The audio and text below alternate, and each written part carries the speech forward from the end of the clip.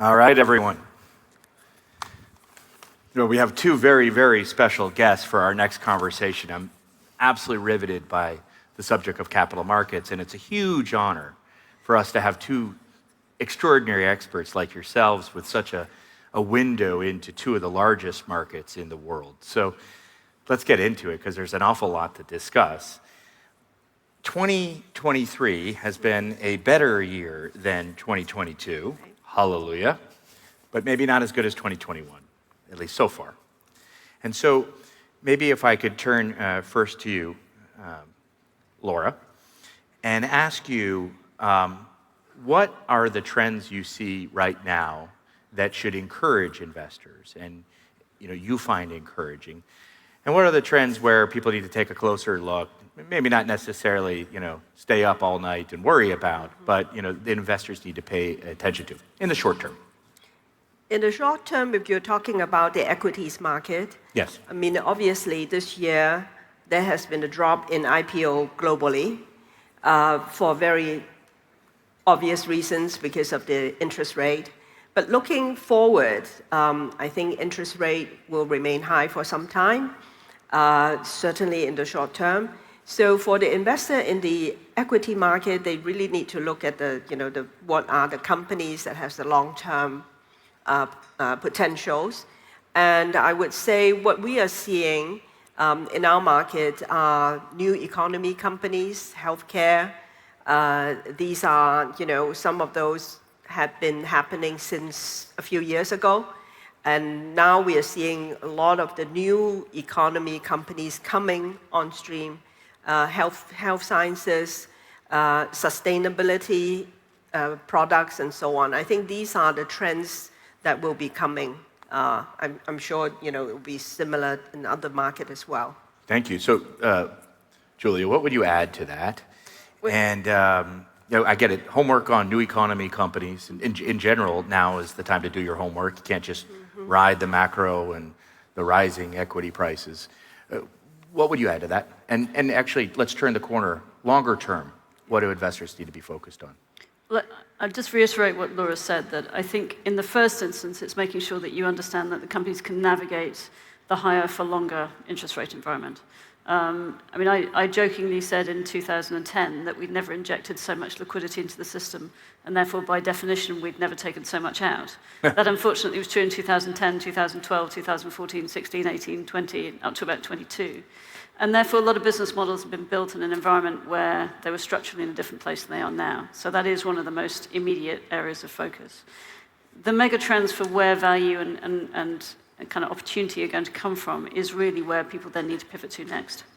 And those companies actually that are born in the hardest times, when the cost of capital is higher, and have the robustness and the discipline as a consequence of that, actually history bears out, tend to do much, much better. Interestingly, I think some of those mega trends are already coming. They're coming faster than people realize. So if sustainability or the green economy was a sector in its own right, in the UK, it would be the third largest capital raising sector already. So we're actually seeing a lot of that direction of capital already shift in that direction. And I think that is where we will go going forward. Very interesting. We talked about sustainability earlier. Right. I was going to get to it later, but let's jump into it right now. I mean, Laura, you've been very instrumental in introducing sustainability and ESG measurements for companies on the Hong Kong Exchange. So where does that go from here? Well, I think that we started in 2013 when we introduced ESG disclosure for all our listed companies, as we provided guidelines in 2013. We raised the guidelines to listing rule requirements in 2016. So we've been gradually raising the bar and asking the listed companies to disclose in their annual report what they have done in the ESG space. And even now, we have upgraded it again. For example, in diversity, since last July, we have mandated that every single listed company must have a different gender. You cannot have all women or all men board. You must have one director, which is a different gender. So that's the first in terms of the part of the ESG. But we also get a lot of the SMEs to complain to us and said, we don't know what ESG mean. It is very far from us, and these are only applicable to big companies. So what we do is we run a ESG Academy online to help these SMEs to do their part to satisfy their ESG. And we focus on the, on the S part and the G part, which is easier. But sustainability as a subject is very much on the exchange agenda. We want to help promote that. We want to help push that. And I think, it's a collective effort of everyone to raise that. And of course, there's a climate aspect, which is a highly different subject, which some of the SMEs find that they can't relate to it. So we try to tailor so that the entire market will have ESG element in their portfolio, in their responsibilities. Very interesting. Julie, you heard Laura earlier mention very briefly IPOs. So IPOs, obviously, in terms of numbers, maybe not down so much, but in terms of values, down quite a bit. So what can we expect over the coming months? We have just 2 coming in 2023 and beyond when it comes to IPOs in your market. Well, we're starting to see an awful lot of preparation. And you can't just do an IPO by clicking your fingers. It takes months and months of work.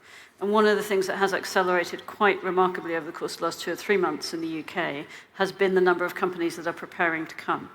Now, we're also about to go through a pretty radical amount of reform of the primary market rules in the UK to make it much more straightforward, to compress our premium and standard segments together, and to give listed companies much more flexibility to raise capital going forwards. And so one of the challenges for companies in the UK is, do I wait until those changes come through, or do I prepare to go already? I think they're doing a bit of a dual track at the moment. What's your answer to that? Sorry? What's your answer to that? Come now? No, my interest is come when it's right. I have a very strong, I'm very public about this. One of the phrases I use is a listing is for life and not just for Christmas. I understand entirely why bankers are focused on IPOs. I understand why the media are focused on IPOs. But actually, the thing we're most proud of in London is we have the greatest amount of follow-on capital raising of any venue in Europe. And it's what you do when you come to market. Your strategy doesn't stop at IPO. It's the beginning of the next stage of revolution as a company. And therefore, it should never be the right advice to come now rather than come when it's right. And if the rule set actually gives the companies the right positioning, it might give them indexation that they wouldn't have on IPO if they went earlier, then we shouldn't be recommending they go sooner than that. Interesting. Laura, what can we expect in Hong Kong in terms of IPOs in these next 2 months and beyond? Well, we have a couple of larger ones coming on the market in the next few months. But in the pipeline, we have 110 applicants. Some already been approved, waiting for market sentiment to improve, and then they will come to the market. And I think, as you said, the current environment, it's better, but not as good as in 2021, where we have a large number of IPOs. But I agree with Julie, IPO is the first step. And what is important is what happened after a company becomes listed. We obviously very much encouraging the companies to be ready and go onto the market.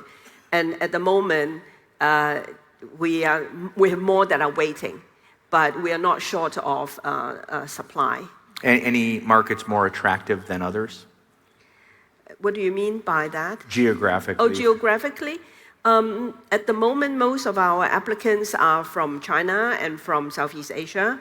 And we are, part of the reason we are in this part of the world is to introduce the Hong Kong market to the Middle East, and the Middle East market investors to Asia as well. And we see that it's very complementary.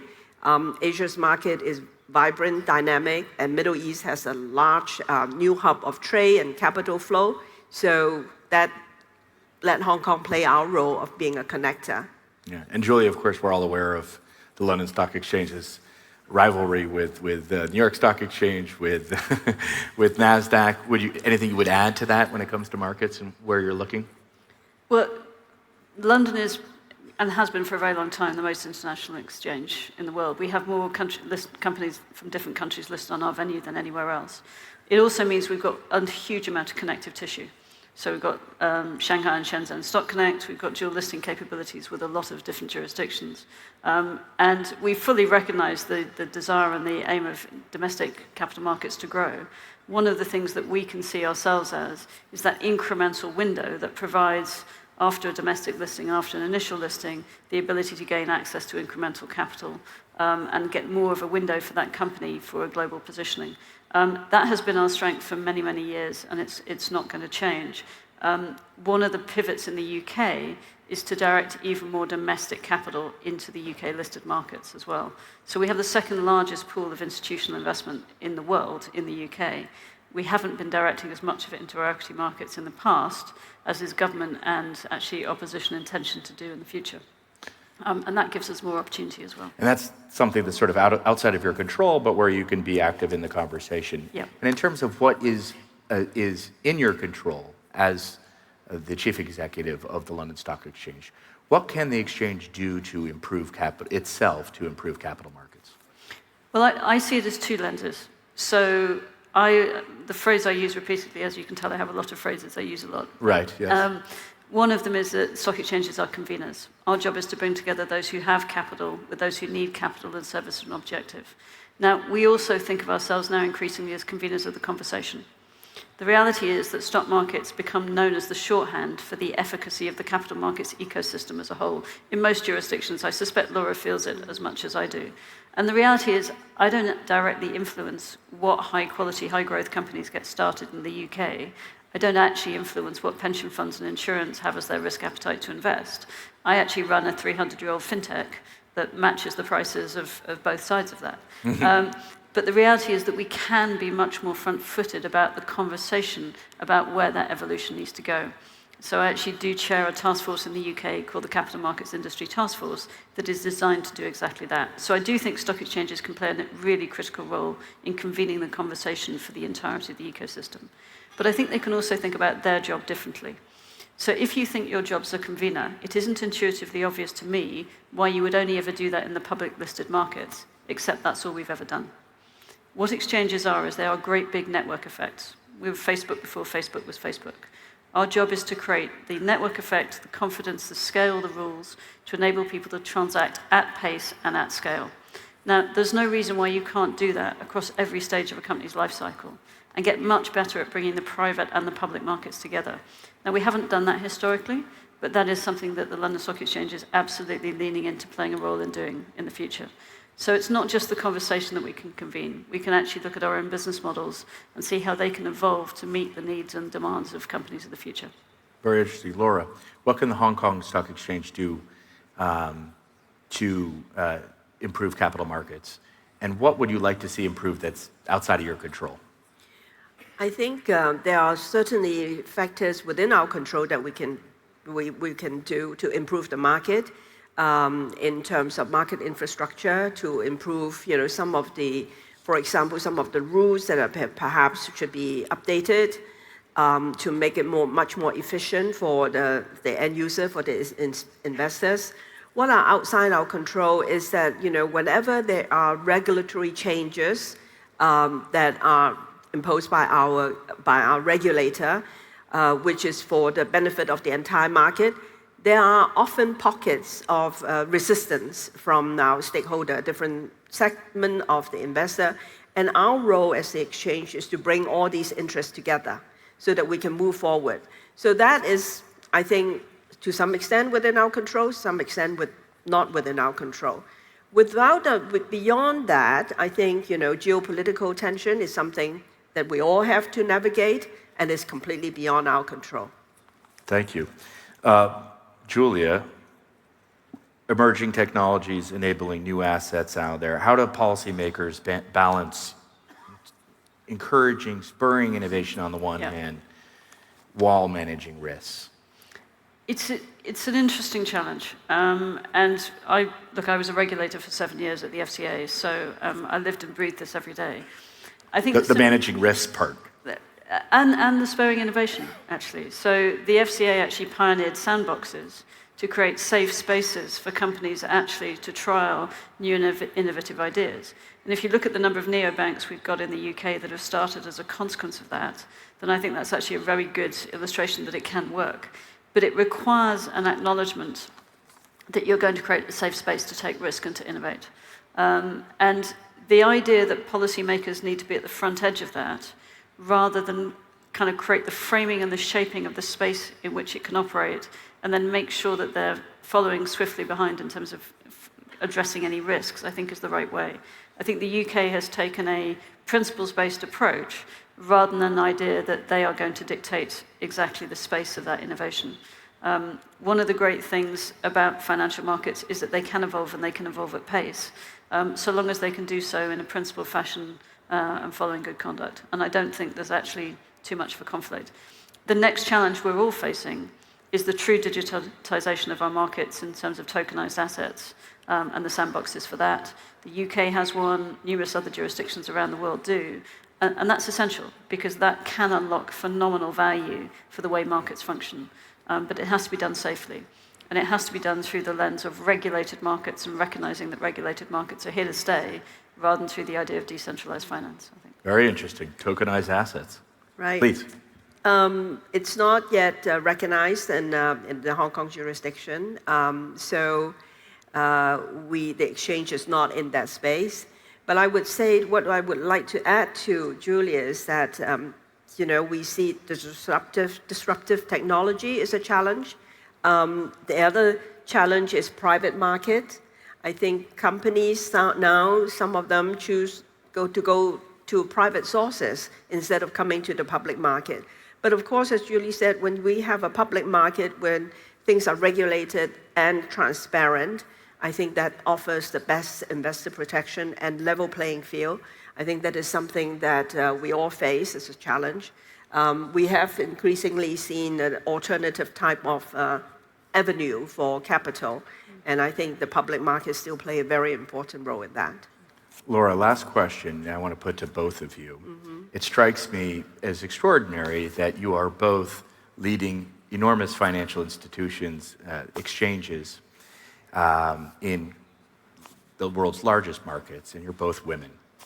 What does that tell us about women in financials and gender diversity in financial services today?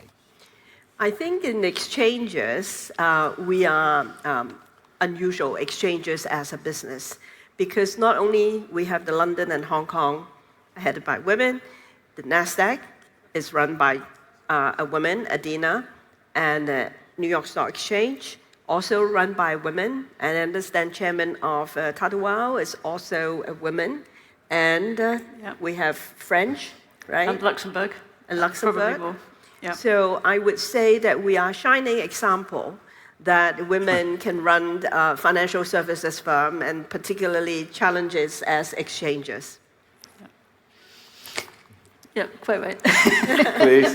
No, but I think stock exchanges are unusual in how many women are running. Sure, actually. And I do wonder whether it's this. Otherwise, Canary Wharf would look very different. Well, yes. Otherwise, I wonder whether it's one of these convening roles that we play that actually kind of lends itself to a sort of slightly female mindset, but that may be more. But facilitating people coming together, yeah. Okay. But I also think that the markets are moving along rapidly. We do have challenges. I mean, we do well in the FTSE 100 if we have more than 10 female CEOs, and that's not a good outcome. But actually, the Women in Finance Charter that the UK established 7 years ago now has actually asked financial services firms to set targets, publish them, and explain where and have accountability for reaching them. And we're now getting companies who are at the 40% senior executive gender diversity level and moving forward. So I do think things are changing. We need to keep the focus up, we need to keep the pressure up, but I do think the world is changing. Julia Hoggett, Laura Cha, thank you so much for your time. I think that was a very fascinating conversation. Thank you. Please join me in giving him a big round of applause.